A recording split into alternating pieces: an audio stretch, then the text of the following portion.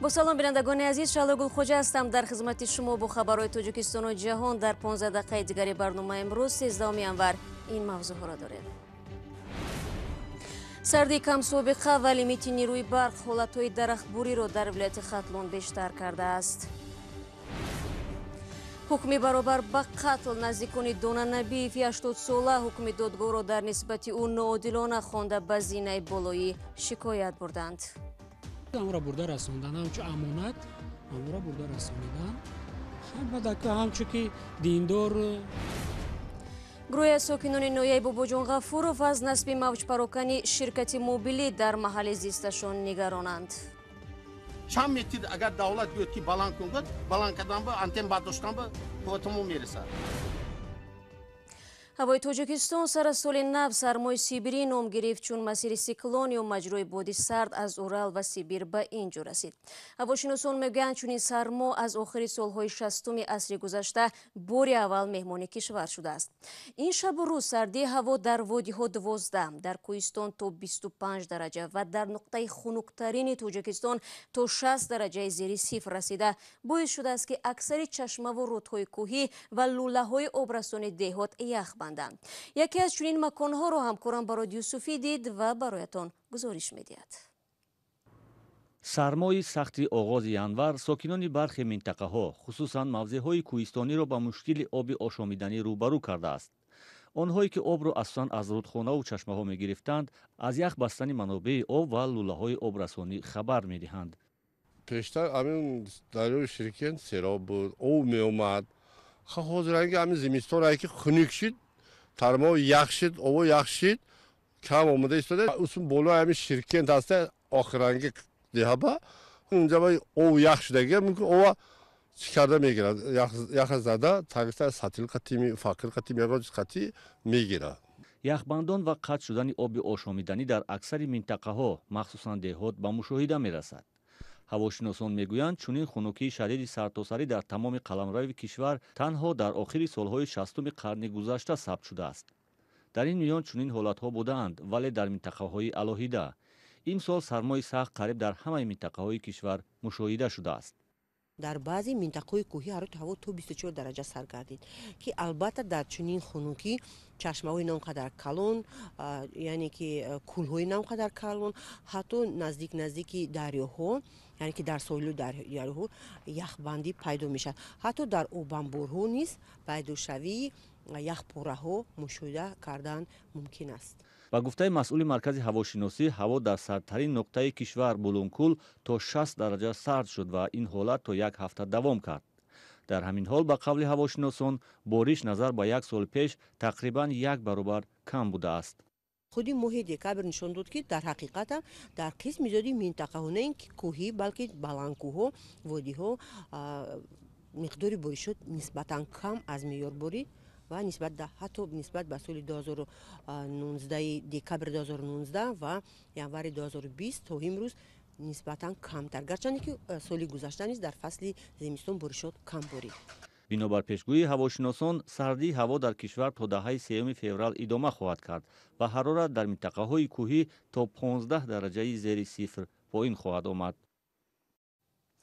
تخمین هواشناسان درباره بددرازا کشیدن هوای سرد در تاجیکستان در حال صدا می‌دهد که جوری شدن لیمیت برق زندگی مردم را در دهات مشکل تر نمود.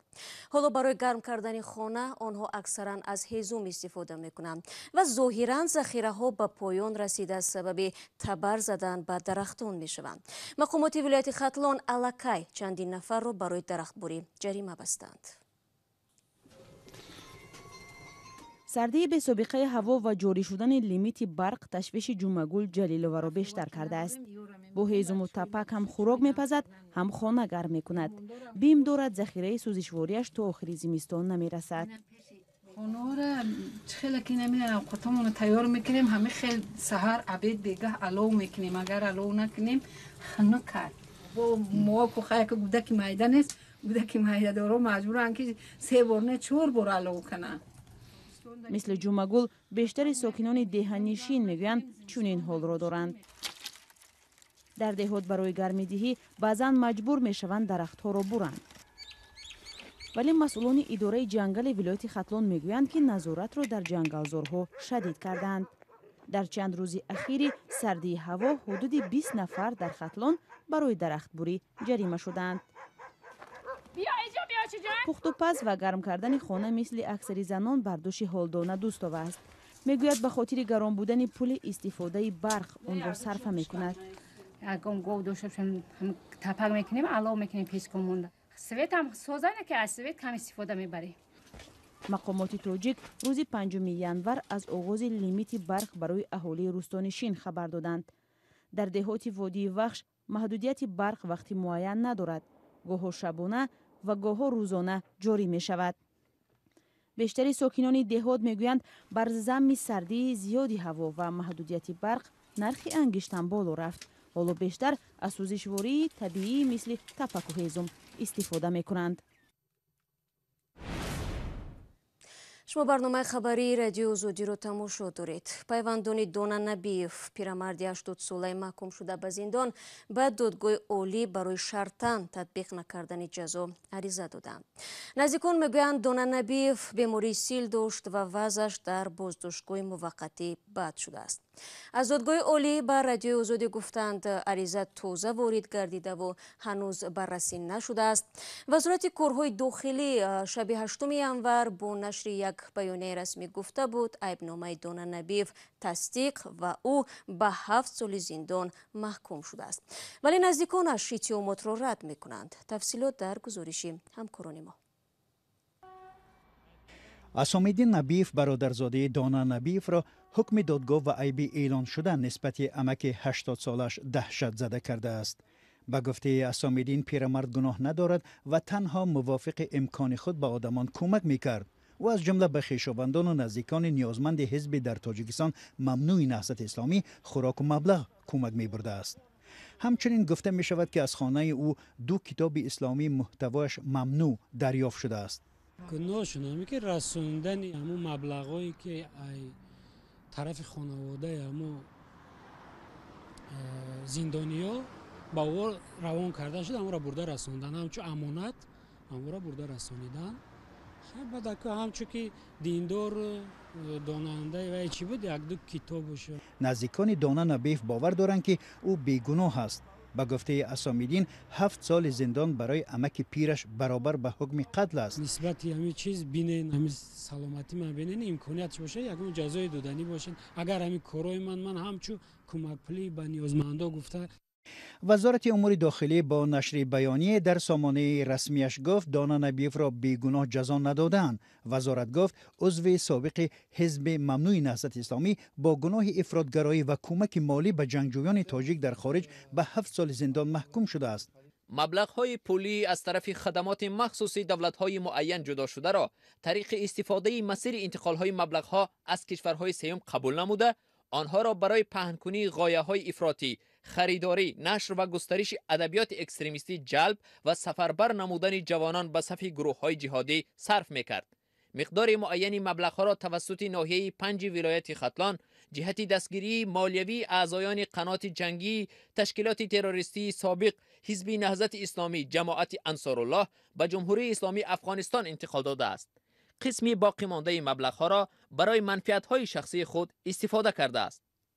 این بیانیه وزارت امور داخله بعد تنقیدهای زیاد مقامات تاجیکستان برای زندانی کردن یک پیرمرد 80 ساله نشر شد. حکم پیرمرد سال خورده که به گفته نزدیکانش فقط به خاطر زنده ماندن نیازمندان و محبوسان به آنها کمک میکرد واکنش زیاد به بار آورد. جمشید یاروف رهبری بنیاد بزرگمهر یاروف و حقوقشناس سازمان بین المللی حامیان حقوق هیومن رایتس ویژن میگوید همه این عیب و پرونده به واسطه یا با واسطه به حزب در تاجیکستان ممنوع نهضت اسلامی و اعضایان آن ربط دارد. بازداشت دانا نبیف یک چند پیام دارد. آن هم به مخالفین و هم به آنهای روانه شده است که در تاجیکستانند و یک نوع از زندانیان سیاسی جانبداری و به آنها همدردی میکنند. این بازگوی آن است که حکومت فشار و سرکوبسازی مخالفان دولت و خویشاوندان و نزدیکان آنها را ادامه خواهد داد.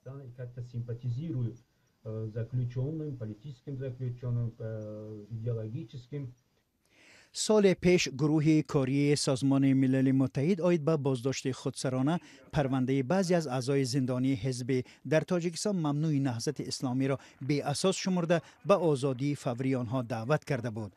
مقامات تاجیکستان این طلب را رد کردند.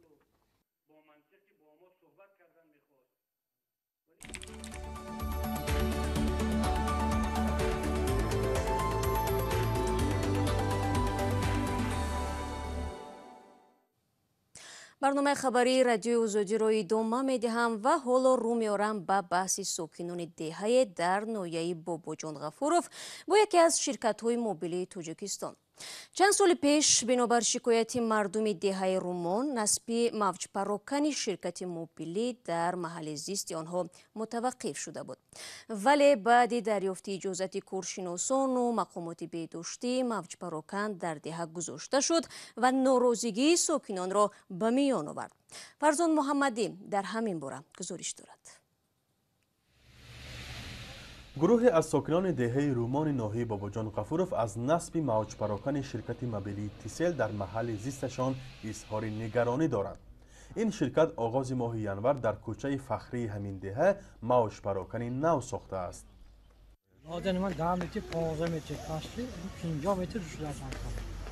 اصلا این موبایل ها پول شده است که بالی احتجاج شده است که مخصوصا من با من همین تگاش که هیام خودم مسلوق که هیام همون زیان شای اوتوسیان با من که دکوی نورس به زیان شای اوتوسیان اكو اینها نمیگن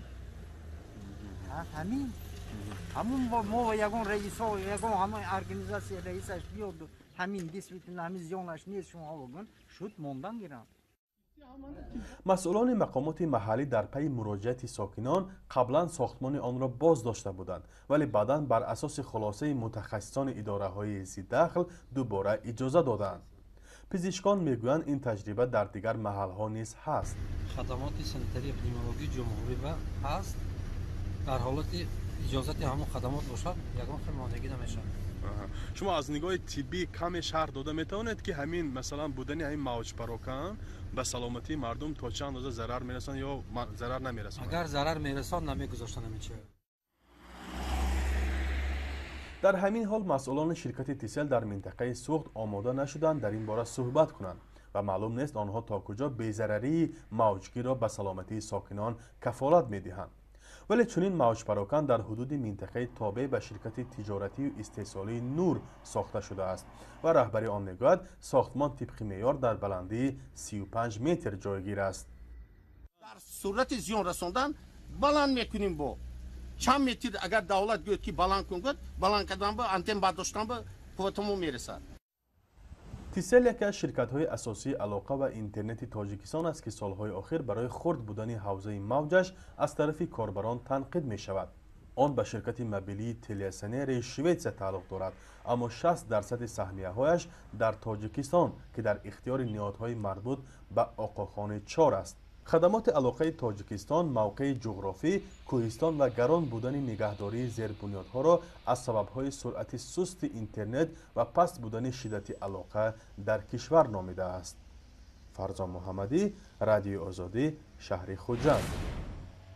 و یک خبر دیگر هم هست. یک مقام توجیک گفت امیدوار است به تاجیکستان واکسینه ضد کرونا ویروس تصدیق شده از جانب سازمان جهانی تندرستی وارد می شود. نوروز جعفرov یک مسئول وزارت تندرستی در صحبت با آژانس تاس گفته است چنین امیدواری به خاطر عضو برنامه کوواکس بودن تاجیکستان است. برنامه مذکور که زیر نظر سازمان جهانی تندرستی می باشد 92 کشور را فرا می گیرد و این کشورها امید دارند که با یاری این سازمان اهالی خود را با واکسینه تامین خواهند کرد.